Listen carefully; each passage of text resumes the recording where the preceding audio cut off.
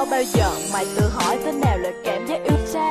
Có bao giờ mày tự nhủ lòng bỏ qua tất cả để yêu người ta? So với khoảng cách thì lớn đó, nhưng khi tình yêu không hề cũ, sao mặt cách lòng dù lớn đến đâu, dù nhiều bước nào liệu có đủ? Người ta cứ sợ là yêu xa tình cảm sẽ dễ dàng thay đổi nhất, bởi ai không dễ mũi lòng với những yêu thương rất gần rất thật ở ngay trước mắt của mình này.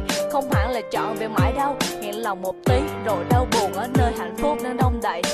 Yêu xa là trông ngóng, yêu xa là nhớ đến mỏi mòn, là những khoảng cách tuổi thân cần một vòng tay ôm vào nhưng không chọn, là khi bàn tay muốn tìm lấy nhau vô tình tìm hoài mà không thấy, nhưng thay vào đó là những icon yêu thương đông đầy ở tim này. Chỉ cần một chút tia hy vọng để cho tình yêu này thêm lớn. Và giờ anh đang tập cách đặt niềm tin vào nơi em ngày nhiều hơn, dù thật là ngốc khi lao vào tình yêu mà ta chưa gặp nhau. Thì cứ đặt lòng tin đi, anh mong là sẽ có phép màu. Tình yêu xa em ngồi đây sẽ chờ anh như thương tình này. Người yêu ơi, anh đừng lo nếu ta đừng xa. Tình mong anh trôi về đâu nếu lòng em hứa yêu thật rồi.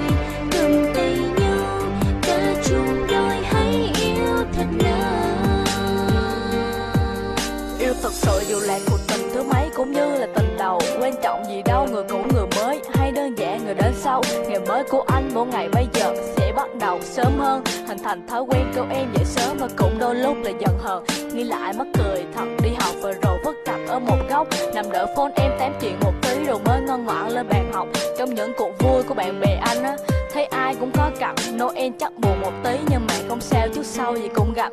Nhiều khi đi ngoài phố thấy người ta đi bên nhau thật ấm áp, bỗng thấy tuổi thân ghen tị thèm trái siết tay để tiếp thêm can đảm. Yêu xa vào những tin nhắn yêu thương của một thời điểm ở hai nơi, nhưng khi gặp nhau thì lại im lặng mỉm cười và không nói nên lời. Yêu xa anh mới nhận ra bản thân mình luôn có khả năng chờ đợi, từ chối tất cả chỉ dành một chỗ cho người quan trọng nhất trên đời. Yêu xa là thương, nhớ là nước mắt và cũng chính là tình yêu, và khoảng cách không phải là xa nếu ta xem nhau là tất cả. Tình yêu xa em ngồi đây sẽ chờ anh như thương tình này.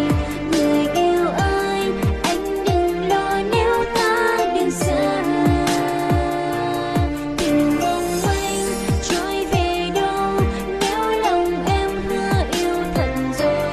Cầm tay nhau ta chung đôi hãy yêu thật lâu. Và có lẽ ngay từ đầu tao đã chọn đi sai con đường, nhưng biết làm sao khi trái tim tao giờ chỉ dành riêng cho đối phương. Thì yêu xa đó, có gì quan trọng ngoài tình cảm. 5 giờ sáng 12 giờ trưa, thời gian quen thuộc của ảm đạm. Và tao biết đôi khi mệt mỏi đè nặng trên đôi vai, cảm thấy buồn khi người ta hỏi liệu ta có biết đến ngày mai. Điều duy nhất có thể trả lời là do chính lòng tin ở tao, và điều duy nhất có thể trả lời là không cần biết sẽ ra sao. Tao tin một ngày rồi yêu thương sẽ kề bên, chờ đợi và khoảng cách công bằng hơi ấm được đắp đền. Chưa một lúc ta biết nản dù tao nếm bị cô đơn, thà giữ trong tim thay vì tự làm tổn thương đó thêm nhiều hơn. Đến bây giờ điều tao muốn nói rằng mày đừng xa tao, tao không thể bước nếu như một ngày tao và mày phải xa nhau. Có thể trong cuộc sống có rất nhiều thứ cuối cùng, nhưng tao mong tình cảm cho mày sẽ là người cuối cùng. Tình yêu xa